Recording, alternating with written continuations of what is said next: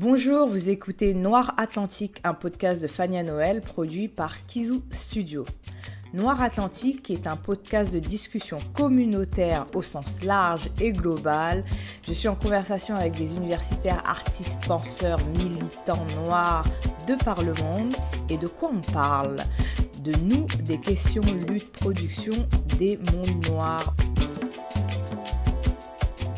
Aujourd'hui, on va parler de musique et plus largement de culture. La musique fait sûrement partie des éléments les plus forts et marqués identitairement des cultures caribéennes et africaines, que ce soit pour célébrer, pleurer, s'encourager, lutter ou juste faire le ménage, il y a toujours une bande son. Le secteur culturel dans son ensemble n'échappe pas au capitalisme, tant dans la production, la distribution, mais aussi sur les questions de propriété. On l'a vu avec l'actualité de Kanye West. Les mouvements panafricains et indépendantistes ont donné la part belle aux artistes. Mais qu'en est-il pour la révolution panafricaine du XXIe siècle qu'on attend et qu'on espère? Quelle sera sa BO? Pour en parler, je reçois un, ouvrez les guillemets, cogneur de l'invisible, togolais qui se définit comme activiste, rappeur, designer, réalisateur et surtout panafricain. Il est membre de la Ligue panafricaine Umoja. Bonjour Elom, comment ça va? Bonjour Fania, ça va très bien. Et toi, comment tu vas? Moi ça va très bien à New York. Et toi à Lomé? Je suis à Lomé, je suis au bord de mer, ça va très bien. Il a plu ce matin, il fait beau. Ok, je te crois volontiers sur ce point-là. Rentrons dans le vif du sujet.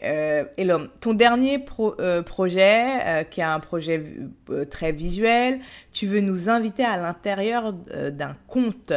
Mais alors, à l'intérieur d'un conte qui s'inscrit dans les traditions orales de conteurs des cultures ouest-africaines, mais africaines en général.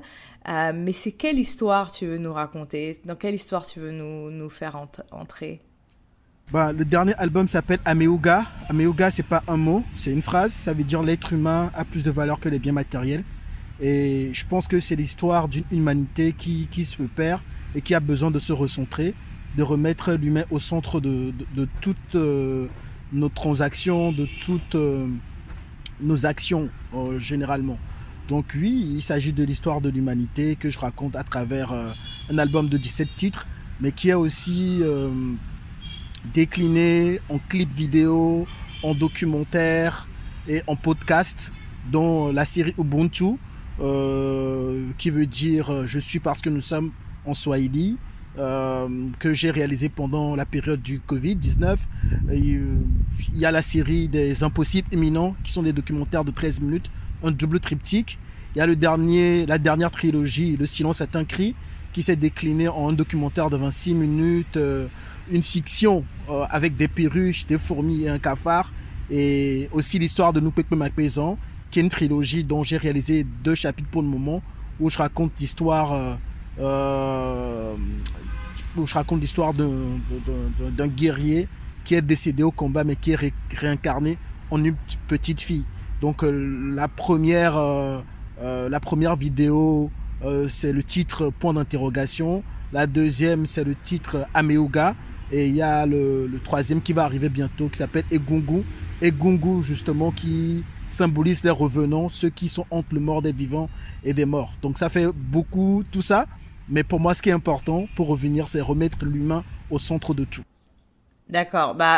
En effet, on se demande, tu dors parfois? Je dors beaucoup parce que je pense que c'est là où on rêve. Voilà, je rêve beaucoup en fait. Je sais pas si je dors beaucoup, mais je rêve beaucoup. Ok. T'es membre d'une organisation politique qui est la Ligue panafricaine Umoja, qui est une organisation panafricaine. Je suis membre aussi. Comment t'articules ça avec ton travail de création? Comment t'articules? Est-ce que dans la Ligue panafricaine, t'es un artiste qui est dans la Ligue ou t'es un militant qui est aussi artiste? Comment t'articules ton investissement en tant que militant dans une organisation où il y a d'autres militants certains sont artistes, certains sont pas artistes, certains travaillent dans d'autres choses. Comment tu vois ton engagement? Bon, moi, je pense que je me définis comme un artiste militant. Plutôt, tu as dit que je suis un activiste, c'est-à-dire un artiste activiste. Je pense que je suis les deux. Mon engagement militant est la prolongation de ce que je peux faire en musique, en fait. Parce que je pense que la musique, c'est essentiel, c'est la BO de la révolution. Mais je ne me vois pas juste comme un artiste qui va en studio, qui fait des concerts. Je me vois aussi comme un artiste qui interagit avec son public, qui essaie d'utiliser ma musique comme un prisme pour parler de panafricanisme. En tant que membre de la Ligue panafricaine Umoja, je fais partie de la section territoriale locale togolaise, l'association SEMA, où nous organisons chaque dernier dimanche de mois 2 activités qui s'alternent. Une activité qui s'appelle la feuille papier, où on présente un livre et une plante. Comment à la fois allier notre culture endogène à la culture qu'on peut qualifier d'occidentale des livres. Et en même temps, il y a l'autre qui s'appelle Ciné Réflexe, l'autre activité. Ciné Réflexe, c'est cinéma et réflexion. C'est une projection de films documentaires suivis de discussions, débats.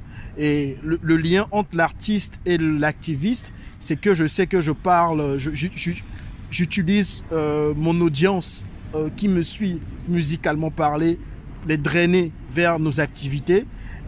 Mais de l'autre côté aussi, je me nourris de toute la réflexion qui naît des échanges, des discussions pour créer ma musique. Je sais que Nina Simone et autres à l'époque, des artistes engagés qui m'ont inspiré, qui continuent de m'inspirer, traînaient avec les James Baldwin à l'époque. Quand on parle du festival panafricain d'Alger, où on peut voir Stokely Carmichael, on peut voir Myriam Makeba, on peut voir tout le monde. Je pense que quand on est artiste engagé, on ne peut pas faire l'économie de la réflexion et faire partir d'une organisation panafricaniste telle que la Ligue panafricaine Umoja me permet d'être à jour et me permet de me remettre moi-même en question intellectuellement parlant, mais aussi également de tester mon engagement dans mes actes, dans les actes qu'on pose, dans les conférences qu'on organise, dans les recherches qu'on fait, dans les plaidoyers qu'on fait. Et voilà, je pense que j'ai répondu à ta question. Oui, non, mais en fait, pour revenir sur ça, parce que il y a souvent un débat surtout qu'on a vu ça pendant le confinement, et avec les réseaux sociaux, il y a beaucoup d'artistes qui prennent, enfin, qui ont une parole engagée, on va dire, sur beaucoup de choses, sur des mobilisations, sur ce qui se passe, pas que des artistes, on va dire, des célébrités, des personnes connues, des gens du monde de la culture. Et moi, en tant que militante, ce que je vois, je ne pense pas que les artistes ou les personnes individuelles ou les personnes engagées ou les célébrités sont au devant des luttes de mobilisation ou sont ceux qui vont conduire la révolution. Et je pense qu'il y a une question qui est prise à l'envers où les gens ils disent « Ah oui, mais pour certaines luttes, comme par exemple les luttes d'indépendance, les mouvements des droits civiques aux États-Unis, il y avait plein d'artistes. Et il faut peut-être remettre en contexte, expliquer aux gens, ce ne sont pas les artistes qui ont fait les mouvements, ce sont les mouvements qui ont donné une place aux artistes, et c'est parce que les mouvements étaient forts que les artistes étaient obligés de se prononcer. C'est-à-dire que pendant le mouvement des droits civiques, il y avait ces organisations qui étaient extrêmement fortes, qui portaient quelque chose, et on pouvait pas être un artiste noir si on se prononçait pas. Donc tu avais 2 choix de prononciation. Soit tu disais « Ah non, mais ça m'intéresse pas, je vais continuer à jouer dans des trucs ségrégés et à pas pouvoir rentrer par les mêmes coulisses que quelqu'un quand je vais dans le sud », ou etc. Ou faire comme Nina Simone ou d'autres personnes en disant oui, ok, comme il y a une organisation, je me sens, même si elle a payé le prix de ça, quand elle a été un peu mise à l'écart, quand plus elle était engagée, mais il y avait toute une organisation qui faisait qu'elle pouvait continuer à avoir une activité et un rayonnement malgré ça. Donc, est-ce que tu vois qu'il y a quelque chose où il y a un renversement où on pense que des personnes individuelles, parce qu'elles sont connues, parce qu'elles ont une plateforme, parce qu'elles sont des artistes, sont celles qui font les luttes, et c'est pas au lieu que ce soit l'inverse, de dire qu'en fait, il y a une différence entre avoir une parole engagée et être militant. Et toi, comment tu vois cette différence? Qu'est-ce que ça fait la différence quand tu as une parole engagée, mais que tu réfléchis tout seul dans ta tête, et quand tu es militant avec d'autres personnes, où tu es obligé d'avoir des discussions, vous êtes obligé de programmer des choses, etc.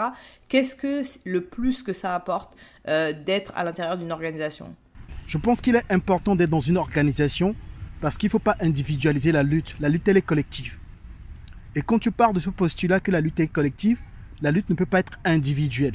Et je pense qu'il faut faire attention aussi pour ne pas individualiser les luttes. Et justement, c'est ce que moi j'aime beaucoup dans la Ligue panafricaine Umoja. J'aurais pu adhérer à une autre organisation. Pour la petite histoire, moi j'étais là déjà en tant qu'artiste, je faisais mes activités personnelles. J'ai compris à un moment qu'il fallait créer un collectif où, au lieu d'avoir un fan club, j'ai pas de fan club, je préfère avoir un collectif où quand les gens venaient me voir pour me dire « Hey l'homme, tu vois ce que tu dis, ça me parle », je dis « Nous avons une organisation qui s'appelle SEMA », qui veut dire unité en ancien égyptien. C'est comme ça qu'on a créé SEMA. Et au fur et à mesure, j'ai vu en fait que c'était pas la peine de créer des petits groupuscules d'organisation. Il y avait la Ligue panafricaine Umoja qui créait des sections locales. Et j'avais discuté à l'époque avec Hamzat Boukari, qui est secrétaire général. Je lui ai dit, nous, on aimerait adhérer à la Ligue. On a fait le déplacement vers la Ligue en disant, on aimerait bien être votre section territoriale. Donc, pour répondre à ta question, je pense que la plus-value d'être dans une organisation, c'est que ça permet déjà de ne pas individualiser les luttes, mais aussi de sortir de la mobilisation. Je pense que c'est Stockley Carmichael qui parlait de mobilisation versus organisation. Je pense que quand tu es artiste individuel, tu peux mobiliser les gens sur une question donnée. Mais quand tu es dans une organisation, tu permets d'avoir un programme et ça te permet aussi de te dépasser. Parce que moi, en tant que personne, je ne sais pas si demain je me réveille. Je touche du doigt, j'espère que je vais vivre encore longtemps. Mais ce qui est intéressant quand on est dans une organisation, il y a une politique, il y a des valeurs auxquelles on essaie de s'attacher. Et ce sont ces valeurs qui conduisent aussi notre travail. Donc après, je pense qu'il y a un cheminement permanent entre l'artiste qui crée et l'organisation dans laquelle l'artiste est. C'est un va-et-vient permanent qu'il y a là-dedans. C'est-à-dire que moi, quand j'écris pas forcément en pensant tout le temps à l'organisation, mais dans mes comportements, dans mes prises de position, je vois s'il y a une adéquation avec la Ligue. Et ça aussi, c'est un baromètre qui me permet aussi de savoir où je vais, de savoir avec quel artiste je peux m'afficher, avec quel artiste je peux faire un featuring, sur quelle scène je veux me produire. Par exemple, moi, j'ai été contacté indirectement par des organisations qui m'ont dit « Hey l'homme, est-ce que tu voulais faire Africa 2020 ?» Tu vois, l'artiste individuel va te dire « Ah, c'est une belle exposition pour moi, tu vois. Je vais peut-être gagner des sous, etc. » Mais est-ce que en participant à Africa 2020, qui est organisé par la France, etc., est-ce que c'est dans ma logique, en fait? Je ne pense pas, en fait. Donc, du coup, c'est ça, c'est ce que je... Donc, ça permet de mettre des balises sur des choix et permettre d'avoir de faire un pas de côté en disant qu'il y a d'autres baromètres pour choisir si on va quelque part. Et le seul baromètre, c'est pas que l'exposition, c'est pas que le contrat, c'est qu'il y a d'autres baromètres d'éthique politique. Et pour ceux qui ne savent pas, pour les personnes qui nous écoutent qui ne savent pas, Africa 2020, c'est un projet, je pense que là, c'est un peu tombé à l'eau avec le Covid, à moitié tombé à l'eau. C'était un projet du nouveau néocolonialisme culturel, soft power de la France, qui faisait une programmation culturelle en France, africaine, et africaine surtout, africaine subsaharienne, je sais pas, je pense qu'ils essayaient de redorer leur image du néocolonialisme à la lumière de toutes les manifestations qui ont lieu sur le continent contre l'ingérence française, la présence française, etc. Donc c'est une stratégie de soft power vu que l'OIF, la francophonie, ne travaille pas assez fort et il fallait quelque chose un peu de nouveau. Mrs. Makiba, are people happy in Johannesburg? That depends on which people you're talking about. When we speak of people in Johannesburg, we have to be specific in that in South Africa there are two separate communities, and that's the white community and the black community. I will speak for my community. I think we are happy, we dance, we sing, because to us, sometimes it's better to laugh to keep from crying. Mrs. Makeba, you sing your songs in a lot of countries. And obviously, quite obviously, it is not only purely show business. Actually, which is the message you want to give, to transmit to your public, to your listeners?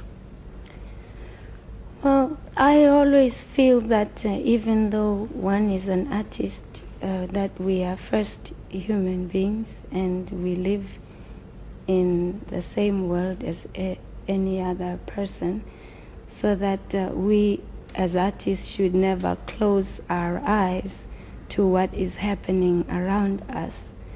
Therefore, coming from South Africa, naturally my life was affected by my environment there, and the songs that I sing are just about my everyday life. Qu'est-ce que pour toi être quand tu dis activiste, parce qu'on va faire un marche en arrière, activiste panafricain, activiste, c'est devenu, enfin, il y a beaucoup de mots comme ça, c'est le néolibéralisme qui fait ça, qui fait qu'il y a beaucoup de mots valises.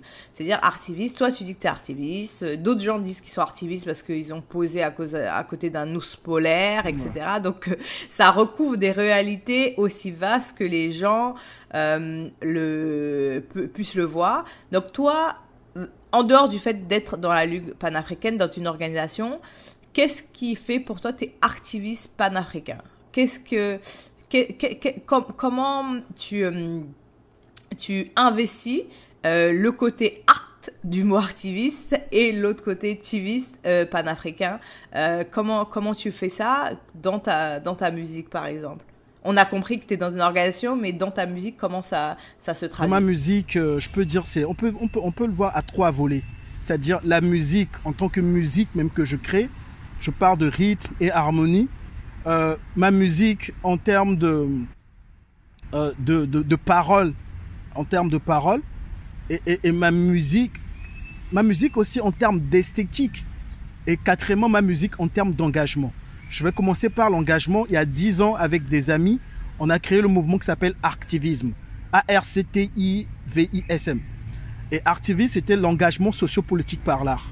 On a commencé avec Thomas Sankara. C'est un triptyque, projection documentaire, discussion, débat. Et à la fin, on laisse la place aux artistes qui viennent s'exprimer à travers toute forme de musique, toute forme d'art, mais qui est toujours du militantisme sociopolitique au centre. Donc c'est un mouvement qui permet de revisiter l'histoire de l'Afrique à travers ces grands hommes. De 2009 à l'année dernière, on a fait 32 chapitres. Le dernier, c'était à Grand Popo au Bénin, c'est sur Maya Angelou. Le premier, c'était à Lomé, sur Thomas Sankara. On a fait Ouagadougou, on a fait Accra, on a fait Paris, on a fait Cotonou, on a fait des villages au Togo. Et à chaque fois qu'on se déplace dans un pays, dans un village, on essaie de nouer avec des artistes, des groupements qui pensent à peu près comme nous et essayer de créer des liens. Il y a un petit magazine qui s'appelle Asrafozine. Asrafo qui veut dire guerrier en éveil ou gardien des traditions, qui est aussi le nom du label. Voilà, donc ma musique, c'est comme ça, je l'exporte. C'est aussi à travers ces événements-là où on se rencontre. Parce que je pense qu'on ne peut pas lutter ensemble si on ne se rencontre pas. Je parle de rencontre physique. On ne peut pas lutter si on fait l'économie de la rencontre physique. Pour moi, c'est très important. Donc, c'est comme ça que mon activisme sur scène ou en événement se manifeste comme ça. J'ai parlé de l'esthétique.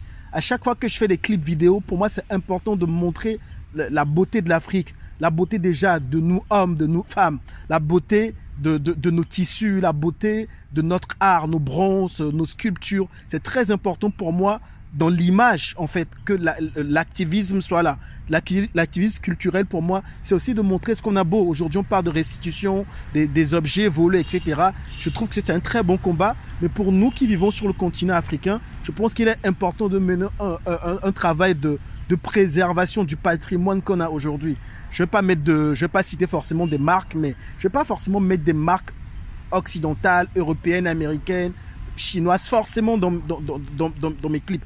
Pas que je les rejette, hein, non. Mais à chaque fois que moi je vais faire un clip, pour moi c'est important de mettre nos Bogolan, nos Kente, nos Adinkra en avant.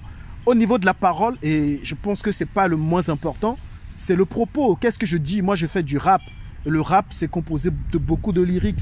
C'est ce que j'écris dans mes textes en fait. J'ai fini une interview il y a une semaine avec BBC où le monsieur me demandait pourquoi je mettais autant de références dans mes chansons. Et moi, je dis, j'ai bien envie de parler aux vendeurs ambulants dans la rue, qui n'a pas forcément le temps matériel de prendre un livre et de le lire, qui n'a pas forcément le temps de prendre un documentaire, de le lire, parce que quand il rentre, le soir, il est claqué. Mais quand il écoute un morceau, que je parle de Marcus Garvey, de Frantz Fanon, de Eugène Mona, de tout ça, en fait, c'est une manière pour moi de parler de panafricanisme. Quand je sample un discours de Kwame Nkrumah sur un morceau, ça, c'est la parole. Et je vais finir avec le rythme et les harmonies. Je pense que pour nous rappeurs qui rappons sur les drums, les batteries, le boom bap, aujourd'hui, au lieu de mettre des snares comme on le fait habituellement, moi je vais prendre des rythmes de chez nous, le blekete, le agbaja, etc. C'est aussi une manière de panafricaniser ma musique. Et aussi les harmonies. J'ai fait une interview récemment où le monsieur me demandait pourquoi il y a beaucoup de musique éthiopienne sur des saxophones éthiopiens. Du moins la musique éthiopienne sur mon dernier album. Et je lui ai dit, c'est pas de la musique éthiopienne, c'est la musique pentatonique des Evé. Les Evé, eux, ils le chantent dans les morceaux, dans les chants. On n'a pas forcément cette culture de cuivre, de trompette, de saxophone.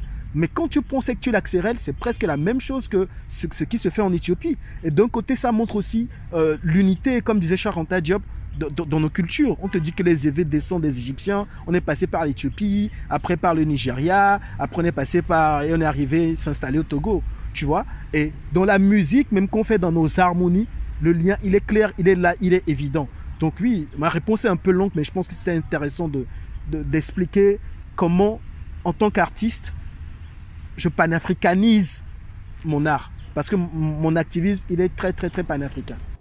Très, très intéressant comme réponse, mais très structuré, donc on ne s'est pas perdu. La révolution panafricaine, tu penses que c'est possible? Moi, je pense qu'on est en plein dedans. On est en plein dedans.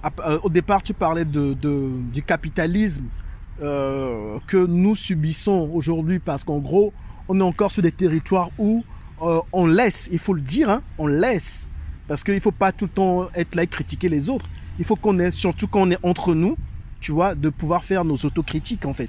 On laisse encore l'hégémonie culturelle à la France, à l'Allemagne à travers les instituts français, les Goethe Institut, et que parfois, nous, en tant qu'artistes, on est obligé de faire avec. Donc, je pense qu'il y a beaucoup d'artistes qui sont invisibilisés parce que, justement, ils n'ont pas ces créneaux d'exposition. Mais je pense qu'actuellement, quelque chose se passe où beaucoup de gens font un retour vers les racines. Et je pense que cette BO est en train de s'écrire. Moi, je connais un artiste béninois qui s'appelle Kamal Radi. Je connais One Love Kubolo qui est au Ghana. Voilà. Je ne vais pas citer Burna Boy parce que lui, il a une grande exposition. Je parle de ceux qui n'ont pas forcément de grandes expositions. Mais cette BO, elle est là. Et cette BO aussi, pour moi, ce n'est pas forcément ceux qui sont dans les zones urbaines, les zones rurales. Ce n'est pas pour rien que mon dernier documentaire, Le silence est un cri, j'ai voulu prendre la parole, donner la parole à ces femmes paysannes.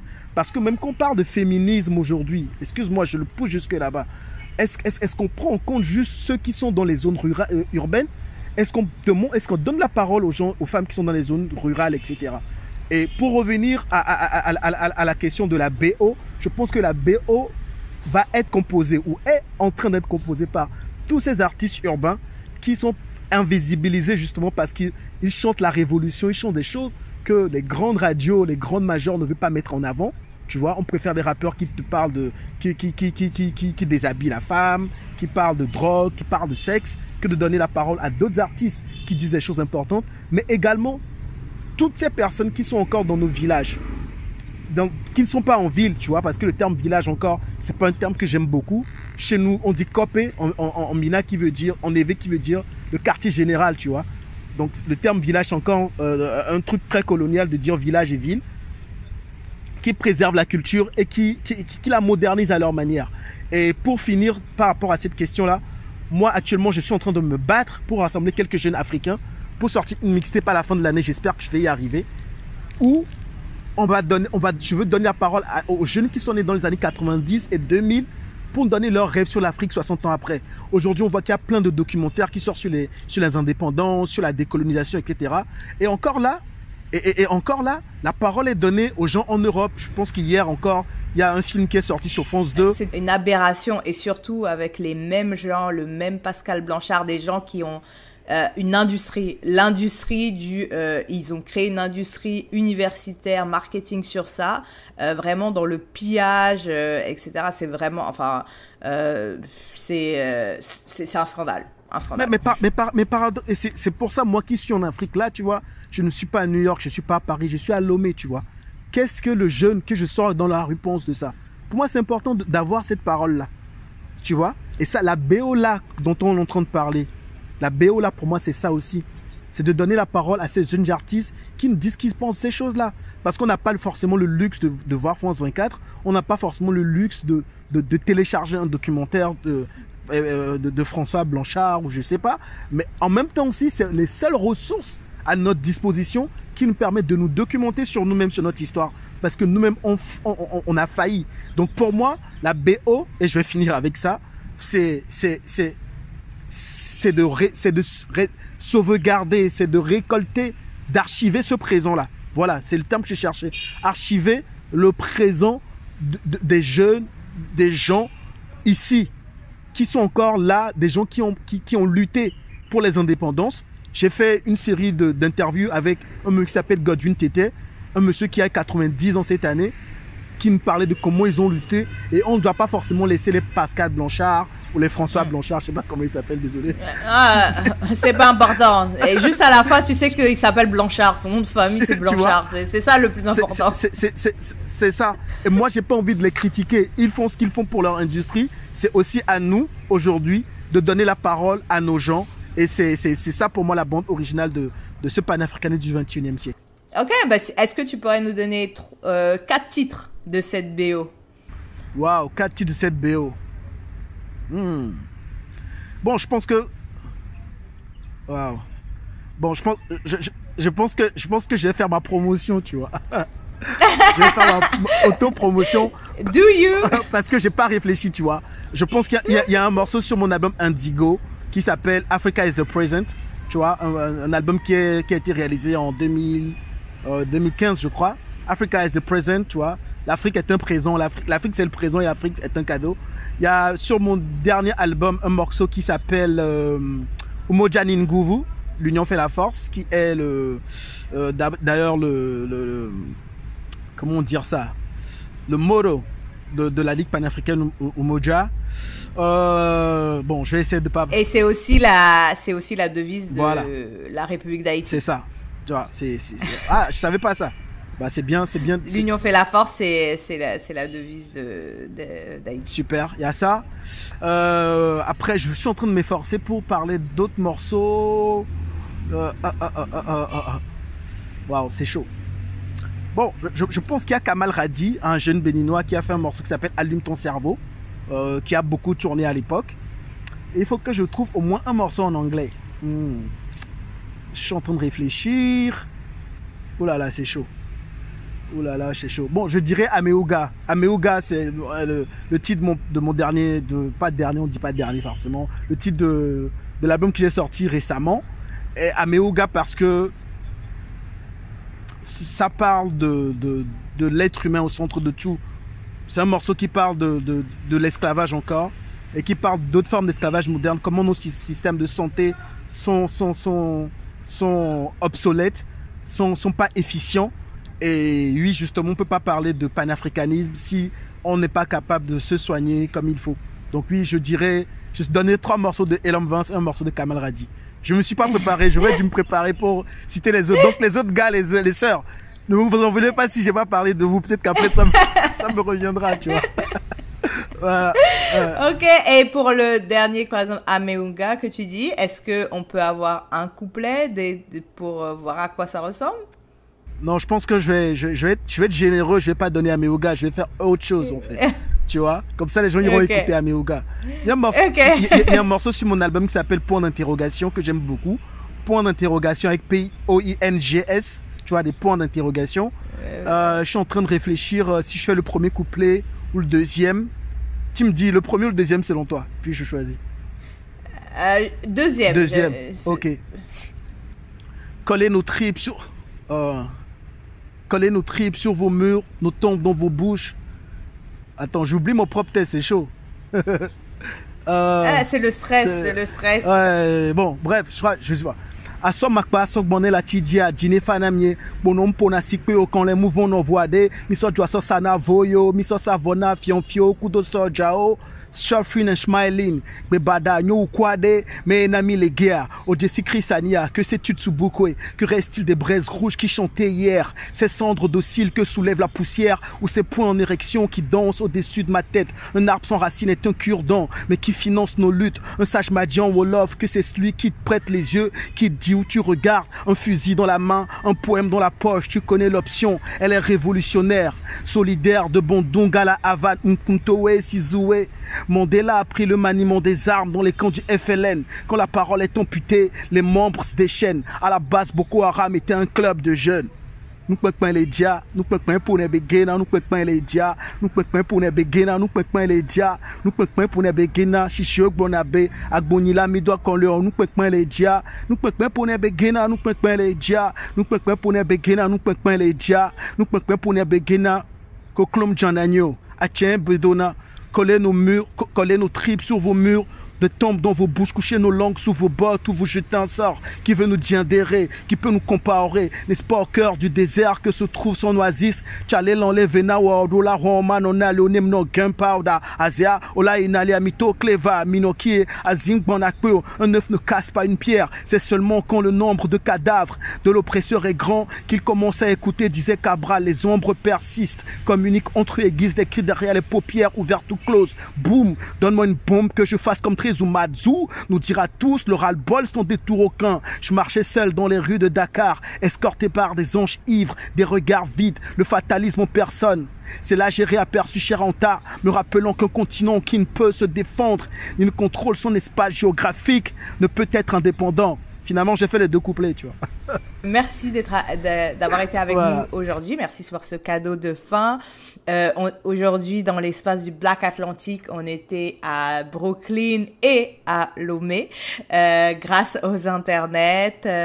On te souhaite beaucoup de bonnes choses pour tous ces projets. Merci à toi pour l'invitation. Ce podcast est disponible sur toutes vos plateformes. Vous me retrouvez sur Twitter Fania Makaya et sur Instagram Fania_Noël. Kizu Studio est un projet militant, poétique et bénévole. Vous pouvez le soutenir sur kizustudio.org ou proposer vos idées de podcast. Je vous retrouve le mois prochain, toujours en bonne compagnie. En attendant, portez-vous bien où que vous soyez.